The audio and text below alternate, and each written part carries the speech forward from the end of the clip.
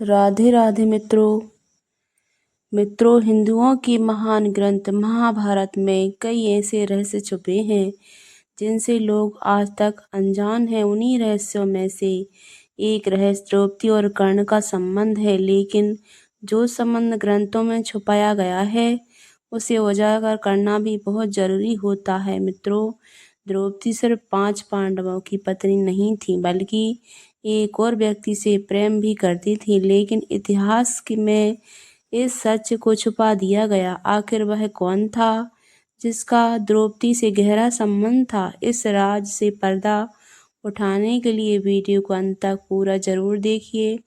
यह घटना उस समय की है जब द्रौपदी और 5 पांडव वनवास 12 वर्ष में थे। एक दिन जब द्रौपदी अपने पतियों के साथ जंगल में थी, तब उन्होंने एक वृक्ष पर लगे सुंदर जामुन के गुच्छे को देखा। द्रौपदी पके हुए जामुन को देखकर ललचा गई और उनसे उस पके हुए जामुन के गुच्छे को तोड़ लिया। जैसे ही द्रौपदी ने जामुन का गुच्छा तोड़ा, अचानक वहीं श्री कृष्ण प्रकट हुए। उन्होंने द्रौपदी को रोकते हुए कहा, हे द्रौपदी, यह कोई साधारण जामुन नहीं है, यह एक साधु की 12 वर्षों की तपस्या का फल है।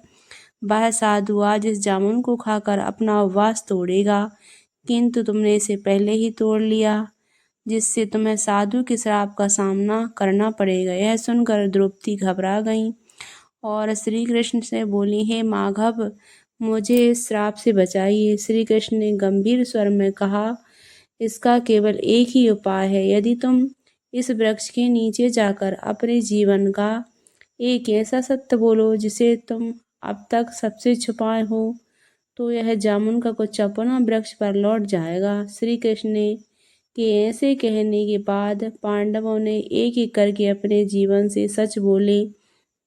युधिष्ठिर बोले, मैंने हमेशा सत्य का पालन किया है, लेकिन मैंने भी कभी कभी अपने स्वार्थ के लिए असत्य का सहारा लिया। भीम बोले, मैं सबसे शक्तिशाली और बलशाली हूँ, लेकिन मैंने भी अपनी शक्ति का दुरुपयोग कई बार किया है। अर्जुन बोले, मैंने कई युद्ध जीते हैं, लेकिन कभी कभी अपने अहंकार के कारण मैं अपने भाइयों से ईर्ष्या करने लगा था। नकुल और सहदेव ने कहा, हमने हमेशा अपने बड़े भाइयों की सेवा की, लेकिन कभी कभी हमने भी अपने मन में अहंकार पाला है। लेकिन जब द्रौपदी की बारी आई तो उसने सिर झुका लिया। उसने धीरे धीरे श्री कृष्ण से कहा, हे माधव, मेरे 5 पति मेरे 5 ज्ञान इंद्रियों के समान है, लेकिन इतना शिक्षित और समझदार होने के बावजूद मेरे मन में एक ऐसा प्रेम था जिसे मैंने हमेशा अपने पतियों से छुपाया।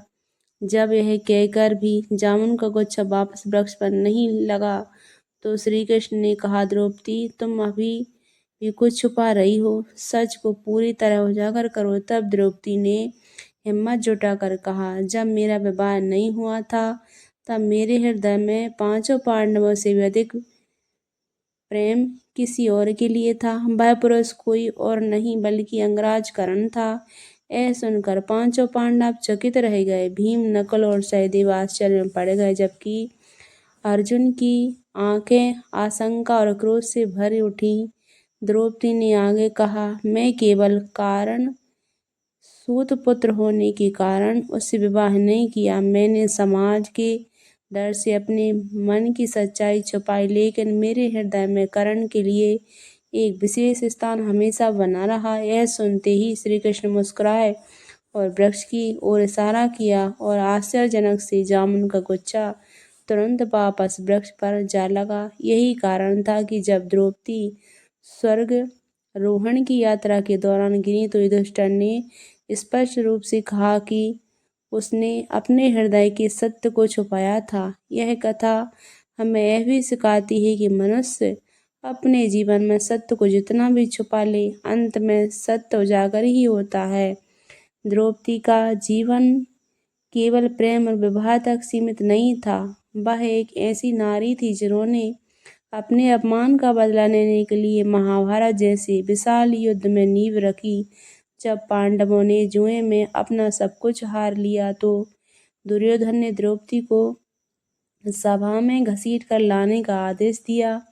यह वो क्षण था जब द्रौपदी का अपमान चरम पर पहुंच गया। दुर्योधन और दुशासन ने उनके चीर को खींचने की कोशिश की, लेकिन भगवान श्री कृष्ण की कृपा से उनका चीर अनंत हो गया। इस अपमान ने द्रौपदी के हृदय में प्रतिशोध की आग जला दी। उन्होंने प्रतिज्ञा ली कि वह दुशासन के रक्त से अपने बालों को धोएंगी और कौरवों का नाश करेंगी। इस घटना के बाद द्रौपदी ने पांडवों को प्रेरित किया कि वे कौरवों के खिलाफ युद्ध करें, लेकिन इस अपमान के बीच भी द्रौपदी के मन में कर्ण के प्रति एक कोमल भाव रहा।